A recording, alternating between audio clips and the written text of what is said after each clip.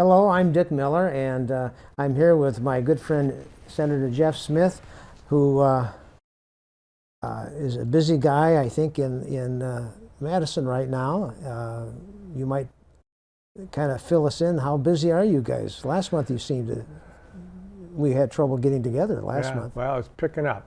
It's picking up. Of course, the governor introduced his budget proposal, and now Joint Committee on Finance is tearing it apart, and we'll have hearings, and we should talk about that too, but there's a hearing happening in Eau Claire on April 11th. So that's important. That's what would be the one time in our region that we'll get an opportunity, or you'll get an opportunity to have your voice heard by a Joint Committee on Finance about the things you care about the most. Well, now, do you know where that's being held on April 10th? It's going to be on campus, UWEC campus. There'll be signs. I mean, it's a kind of a big deal. It starts in the morning, goes all day. You probably have attended one or two before, and the suggestion is to come early and sign up and then sit for several hours till your name is called. But because a lot of people will be there to be sure that their voice is heard, because everybody's looking for their piece of the pie. And that all day long, you all said day all day long. Yeah. Okay. Interesting way to do government. You know. Well, you know, this is really the one great opportunity, though. I know everything else happens in Madison. Yeah. Public hearings happen in Madison, and votes happen in Madison, and it is always this time every 2 years when the Joint Committee on Finance actually does their road show around the state. So it gives more people more opportunity. Now, the Joint Committee, obviously, we're talking about both houses are represented on this committee. Right. So it is, of course, determined by the majority party, which has been for a long time now, the Republican Party. So there are 8 members from each house, and there are a total of 16 members, and there are, out of those 16, 12 Republicans and 4 Democrats. Yeah, okay. Yeah. Interesting representation. It's based on numbers of seats that each party holds? Again, the majority party gets to choose how it works. Oh. Yeah. Interesting. Yeah. I didn't realize that. That's how important being in the majority is. Yes. It isn't an equal representation in terms of parties. It's more representation by who has the most and who has the least. Yeah. Yeah. Okay. Well, anyway, I think for the audience, I like you would encourage them to consider going if they have some specific or just general issues they want to bring up. There may be things you may bring up that aren't in the budget that you think should be in the budget. That's worthwhile too. But I think it happens, and if you have a group that have the same concerns, each person comes up. You can come as a group, for sure.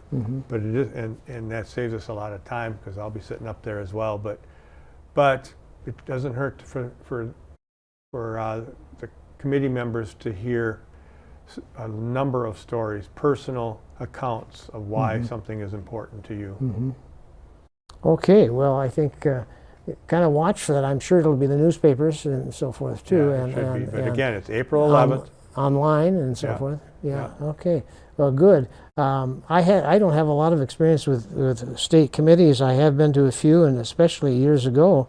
And what I find interesting is that sometimes those that are there to testify, along with the members of the committee, add information that make it a better piece of legislation, or a better, in this case. Yeah. It can, right? That's the whole plan. I'm not so sure they listen, but we hope they do. Yeah, we hope they take notes. And there will be, and that's the other thing. I'm glad we just said that, because if you choose to testify, it really is helpful and probably best if you bring in written form or typed form or some way, print it out, so that and then give it to the sergeant or whoever is their staff page, and they will make copies, and every member will get copies of your testimony.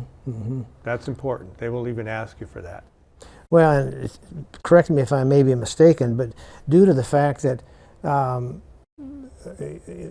senators or assembly people are looking at a myriad of topics, you all have some staff that also look into issues, and as you ask them to, obviously, and can help do some research. So it doesn't hurt to encourage the staff to do some things that way. Right. But when each person that testifies brings that paper, it becomes a permanent piece of record for that committee, and that's important.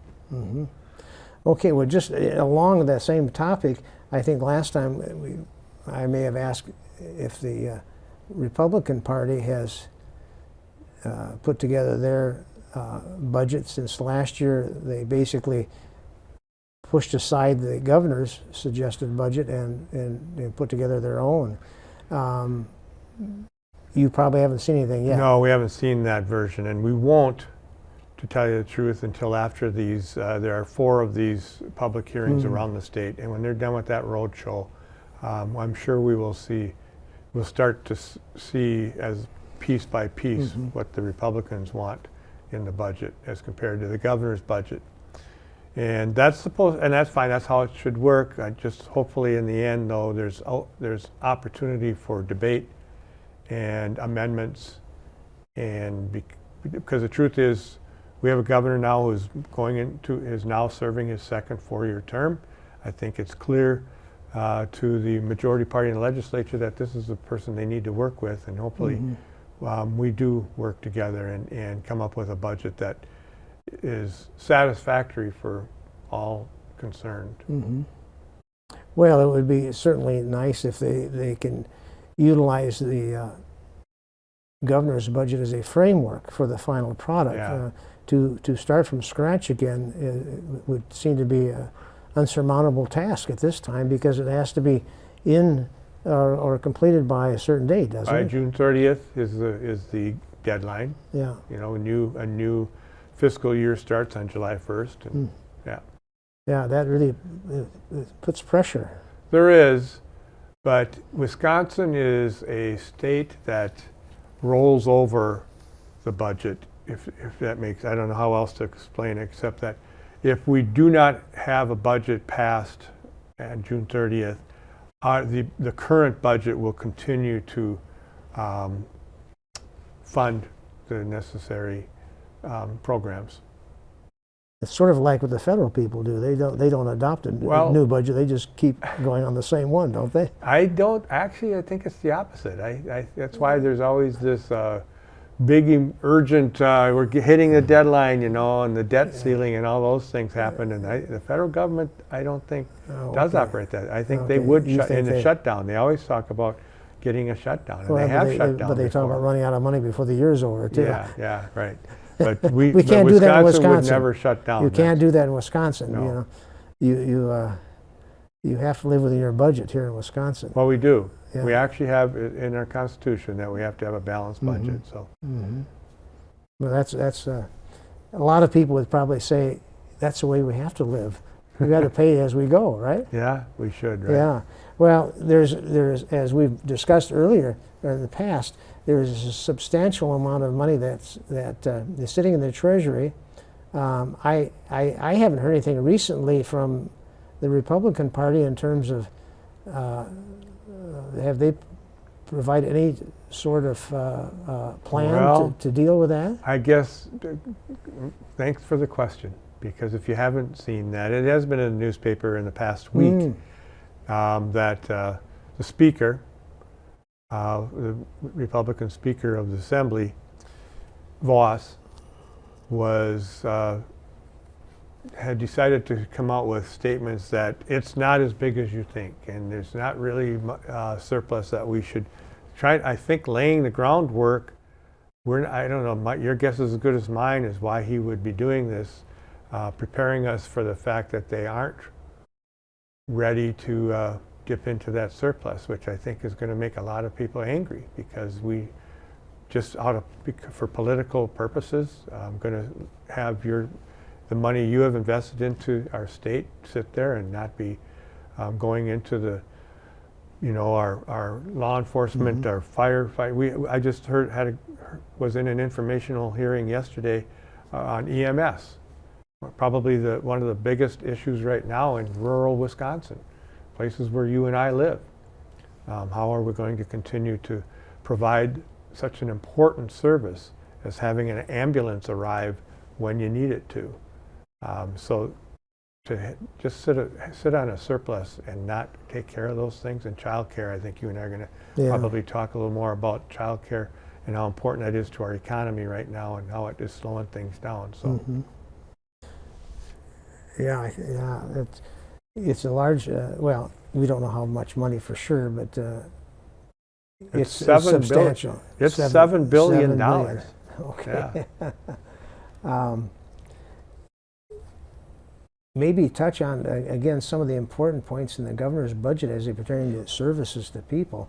My understanding is that part of this, the budget is talking about a substantial amount of money going to child care. And I think COVID monies, during the COVID years, we'll call them, there was help coming in that way. That's right. And of course that's going to, if it hasn't been cut off, it will be cut off. Yes, the end is near. Yeah. And I actually, sorry I didn't come up with that date. I don't know it, but it's coming up this year. So we have to really look at this seriously, because we now know with the monies that came in, especially it was used for small business, and one of the small businesses that really got a lot of attention was child care centers, which were struggling, and we needed to support to stay open while people weren't going to work and weren't bringing their children. We needed these places to stay open so that they would be there when people needed to go back to work, and a lot of them closed down. And there's a lot of other reasons why they closed down, though, is because people can make more money going to work at Quick Trip or some other places, and so the competition is out there for help. We need to take this seriously. It's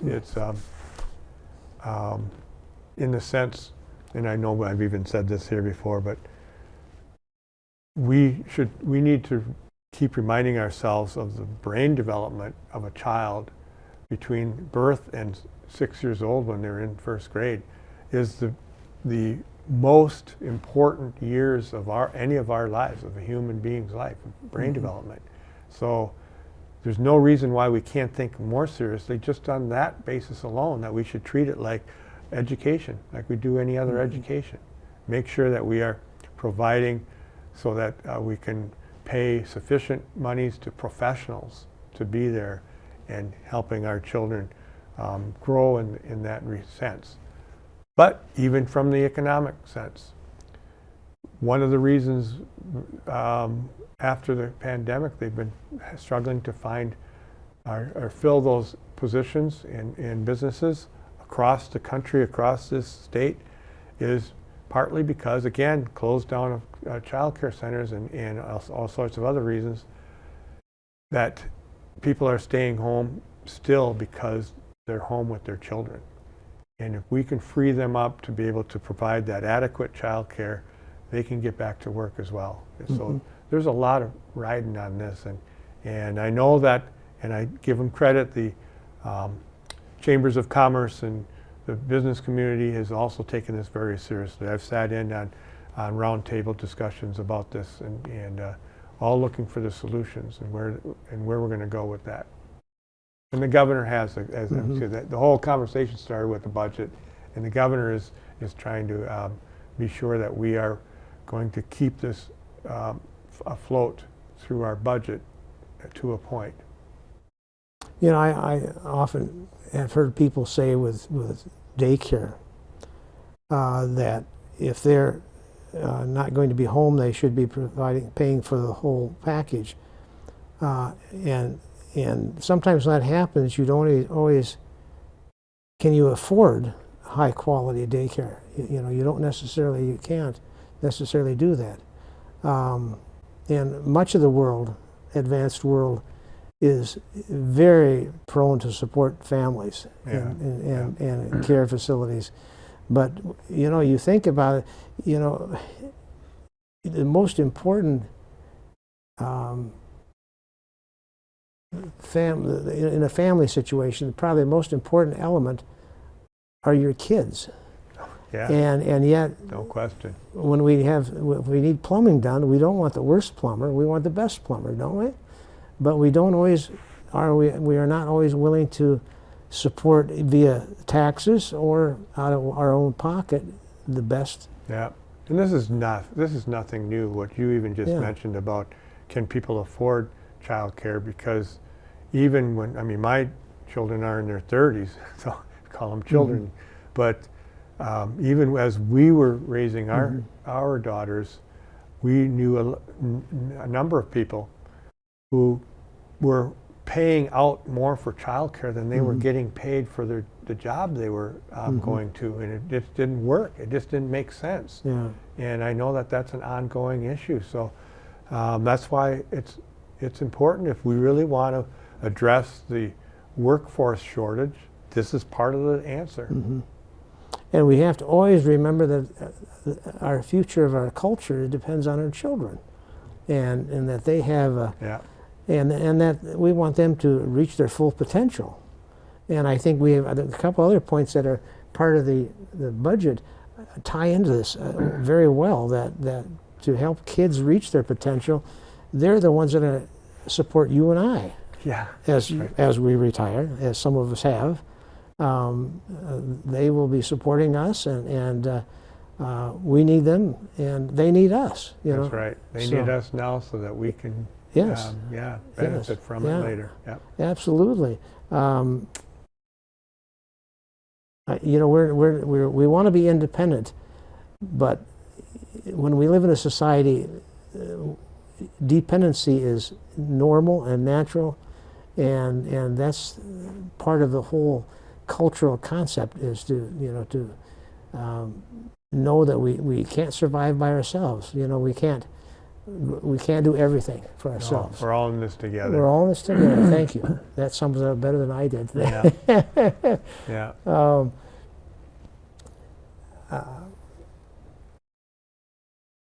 So I think I think in looking at this topic, maybe kind of end on this, and maybe you want to say something. If we don't help support good daycare programs for children, if we fail to, it looks like the providers have no choice. They're either going to have to raise tuition, lay off people, which by law they have to have so much help, or they close down. Yeah. So, you know, for the safety of children, parents want to know that their children are safe when they leave them somewhere. There are regulations. You need to have certain ages, have to have a certain number of adults per number of children. So I don't know what those numbers are, but I know the younger they are. Specifically, it's like getting close to one for a handful or so. So yeah. Yeah, it depends on the age, I think, and so forth, how much care is required. Another part of the budget is, I think he is proposing, is a significant increase in spending for special education. Yeah. This has been called for a long time. Our school boards and superintendents have been asking for us to actually just fulfill the promise that the state has made decades ago, and we have not yet. So I'm going to read you a couple of quick things here so that we can talk about it. But so the governor wants to change the categorical aid going to school districts for special education to a sum sufficient appropriation, which means we would reach that level of the promise made, and then continue to pay that or send that money in to each school district for years to come. And currently the estimates are we're at a 31.7% reimbursement rate, and that's well below the promise of 2/3. So this governor's budget reimburses institutions at 60%, starting right away in the next school year. and then goes up from there. So, and also the governor's budget increases categorical aid, going to high-cost special education aid, changing the appropriation again to some sufficient, and combined with increased funding for public schools and raising revenue limits, the governor's budget increases support for schools and students as a whole, and that's important as well. So, if you're not aware, I mean, this is something that every child is guaranteed by our Constitution in the state of Wisconsin an equal opportunity at an education, every child. And so public schools must provide for that opportunity, and special needs sometimes cost more. In fact, it usually costs a lot more, and thus we need to be sure we're prepared to be. And when a school district fulfills that promise of an equal opportunity for everyone, oftentimes it shortchanges classroom to be sure that we're providing for all of the needs that every student has. The system seems to be, there's competition in a sense for the monies between perhaps the majority and a smaller group, which would be special needs kids. So the school is weighing this, and as I go back to when my kids were in school, special education was funded much heavier, and kids were given opportunities to develop their potential, and that has, just like assistance to go to the public universities, that has decreased over the years to the point where it's difficult, you know, for people to receive some of those services. And I think it goes back to this potential, you know, it always goes back to that. Oftentimes special education, basically a lot of people are extremely intelligent, but they learn differently, and we miss out on they miss out on their potential, and we as a society miss out on the potential. You know, and it's difficult. You know, culture struggles anyway, but to miss out on some of these strengths that these young people have. Yeah, that would take us around to the damage that we do by insisting on so much testing when some students don't test well. Yes. But yet they have that potential and so much going for them that all we're doing is discouraging them in some ways. Yes. So yeah, there's I mentioned revenue limits. You know, that's a pet peeve of mine right to start with. That we as a state government have put limits on what a school board can ask for, and you know, let the community decide. Let us follow the promise of home rule, which also is written in our Constitution, and let you decide what you need in your community for the benefit of your community through your children. And one thing I have to say, because the government says it all the time, the governor always slips in, what's good for our children is good for our state. And that's the words to live by, and that's what he follows, and I really like that. Yes. Well, they are the future. Yeah. And we have to prepare them for the future. I think there are some things maybe we can afford to be conservative on, but there are some things that we have to be able to provide our kids and so forth. Like mental health services. Yeah. I think that's something else we should probably touch on too, is that it's the year of mental health. The governor has proclaimed that, but we know the reason being because there's a lot of struggles, especially since the pandemic, that children have suffered that we previously hadn't paid much attention to. And I think we're doing a better job, or at least have been more aware now of the needs of kids when it comes to mental health. And so he has in his budget, again, a categorical aid for mental health services, empowering school districts to hire more counselors and social workers, psychologists, and nurses. And that is really important. Some schools are going without a school nurse. You know, or definitely not a full-time school nurse, but we have to be we have to allow for and help support those services that are so important. Well, we have such a high rate of suicide amongst teenagers right now, and we can debate reasons why, and there are a lot of reasons, but it's there. We have to admit it's there, and then I guess we need to do something about that. Yeah. Like you say, the mental health. I think part of that program, I think, is to help support teens on teens. What's the right term for that? We have peer counseling. Oh, so yeah, to speak. peer Groups and peer Yep, counseling. That's right. And Peer counseling. The governor's budget starts a suicide prevention program at the DHS, so that's to coordinate suicide prevention activities across the state. And so I'm glad you mentioned that, because that's part of this too. I will share this. I don't know how many of people know this, but here in this county, we have, I believe, 3 schools that do have social workers, and it's kind of a joint effort between Human Services and the schools, and it sounds like, according to our Human Service Director, there has been inquiries from other schools if there is some way to have a joint effort to provide that kind of a position in the schools. So these are really important things. You know, we can all look back to how it was in our day. Times are different. I wish we could go back and say we don't need this or we don't need that, but times are different. But I like to I really think that the things we think are new to us were always there. Yeah, we just didn't recognize it, or we chose not to recognize it. And maybe we're further advanced in terms of what services might be important and viable. Empathy is important. Yeah, you know, and because in the end it affects all of us. Before we finish, let me announce some dates that your staff person indicated that are important coming up.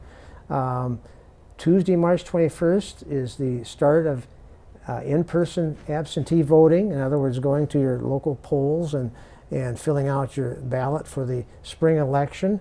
Yeah. And March 30th is the last day for absentee ballot request, and you can still get it up until that point. And April 4th is the general election. For spring election. And this is an important election locally as well as statewide. Yeah, that's right. Every election is important, and this one is just as important as any. So both of us encourage you to get out and vote on April 4th, and we certainly thank you for being with us today. Goodbye.